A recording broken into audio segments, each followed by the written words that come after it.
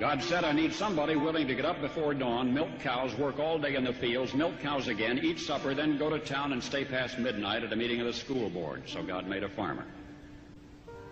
I need somebody with arms strong enough to wrestle a calf and yet gentle enough to deliver his own grandchild. Somebody to call hogs, tame cantankerous machinery, come home hungry, have to wait lunch until his wife's done feeding visiting ladies, then tell the ladies to be sure and come back real soon, and mean it.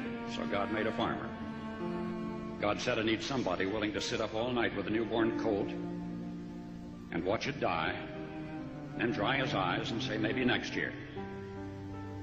I need somebody who can shape an axe handle from a persimmon sprout, shoe a horse with a hunk of car tire, who can make harness out of hay wire, feed sacks, and shoe scraps, who planting time and harvest season will finish his 40-hour week by Tuesday noon, and then painin' from tractor back put in another 72 hours. So God made a farmer.